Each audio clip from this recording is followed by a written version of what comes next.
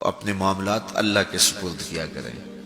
لیکن ان سب کے باوجود اگر مشکلات آ جاتی ہیں تو کوئی بات نہیں، مشکلیں آزمائشیں یہ اللہ کی طرف سے نبیوں کو آئی ہیں۔ حضرت امام رازی نے لکھا ہے کہ مکے سے لے کر طائف تک 70 ایسے نبیوں کی قبریں ہیں جن کی وفات صرف بھوک کی وجہ سے ہوئی۔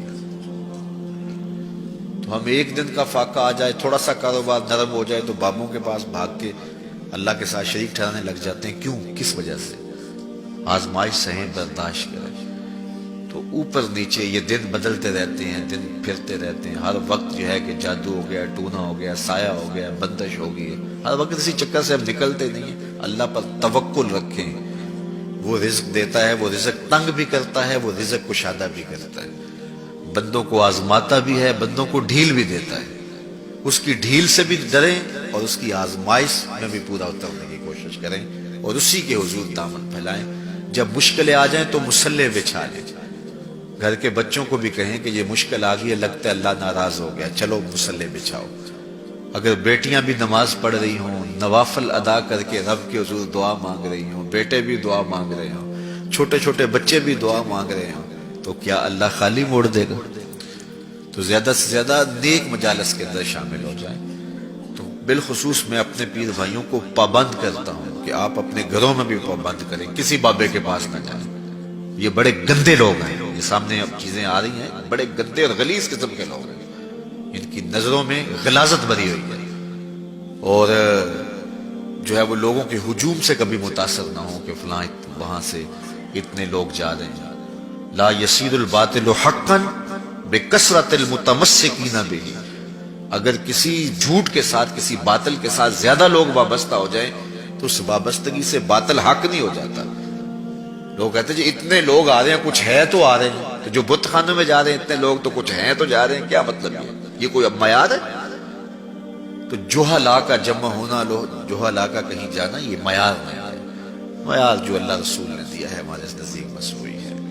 تو جب کوئی مصیبت بنے، مصلی بچھا کے دعا مانگو اللہ کی بارگاہ میں، نوافل پڑھو، صدقہ کرو، خیرات کرو، منت مان لو، روزوں کی منت مان لو، نمازوں کی منت مان لو، صدقہ کرنے کی منت مان لو، اور اللہ کے نیک بندوں سے جا کے دعا کرواؤ۔ غریبوں میں آپ رزق بانٹو، اس سے برکت ہوگی، اس سے پریشانیاں دور ہوں گی۔ رزق کم ہو گیا ہے تو غریبوں کو دو، لگتا ہے غریبوں کو دو گے تو اور کم ہوگا، نہیں، جب دو گے تو اللہ کے سچے وعدے آپ کو نصیب ہوں گے اور آپ کو برکت نصیب ہوگی، اس کے راہ میں دینے سے کم نہیں ہوتا ہے۔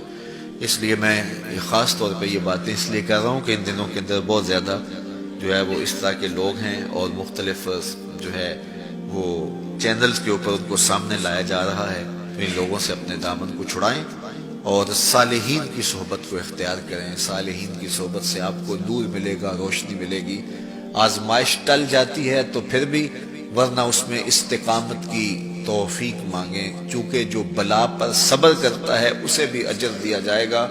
صحیح حدیث میں آتا ہے کہ اہل بلا کو قیامت کے دن جو صلہ دیا جائے گا تو دوسرے لوگ آرزو کریں گے کاش ہمارے جسم کو لوہے کی کینچیوں سے کاٹ دیا جاتا۔ تو یہ جو تکلیفیں آتی ہیں یہ گناہ اس سے جڑتے ہیں، اس سے درجے بلند ہوتے ہیں، اس سے اللہ کی قربت نصیب ہوتی ہے۔ تو مصیبت آئی تو بابے کے پاس بھاگ گئے، جو فاسق اور فاجر اور مشرکانہ عقائد رکھتا ہے اس کے پاس بھاگ گئے، تو پھر ایک مصیبت بھی صحیح اور ایک اپنا ایمان بھی اجاڑا۔ اس لیے اس مصیبت سے جو باطنی فوائد ملیں گے، جو روحانی مرتبے بلند ہوں گے، ان کو حاصل کریں۔ تو غیرت کے ساتھ جینے کا ڈھب ہم سیکھیں، مت ایسے لوگوں کے پاس جائیں۔ اللہ آپ کو مجھے اپنی رحمتوں کے سائے میں رکھے۔